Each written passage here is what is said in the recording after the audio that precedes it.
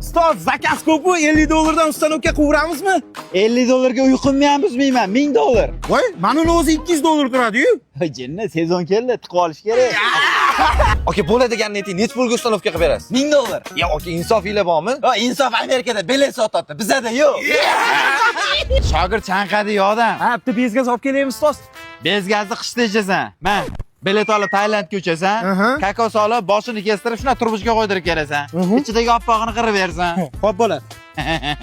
Ustozing nima qilyapti? Marketing, qara tekis tiqib yubordi ventilyatorni ham. Ey, nima deyapsanlar? Menda ham odamgarchilik bor, student ekan. Bo'lib to'lashga qilib berdim 1,5 milliondan. Voy, 3 oygami? 24 oyga. Alo. Konsener ustanovkasi $1000.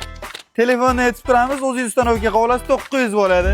Va bu konsener chiqarganda qaynanasi, qaynotasi, qaynsinglisi, qaynukalari omon bo'lsin-a. Nimaga?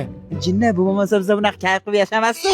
Aka, qachonga vaqtinglar bor? Shogird, Dekabrda bo'shaganmiz, ustoz. Ya, aka, qish bo'lib ketadi-yu. ukam, qishda ham konsener kerak bo'ladi, ishonur. Shogirdingiz nima qilyapti? Shogird praktikada. Ustoz tiqib yubordim. Nech pulga? 500. So'mdami? Yo, dollarda. Shogird, Bo'ladi, ustoz. yaxshi ham konsener biz o'ylab topmaganmiz. Nimaga? Ustanovkada shuncha qilyapmiz, o'ylab topganimizda hamma joy tiqib yuborardik. Bitch, I'm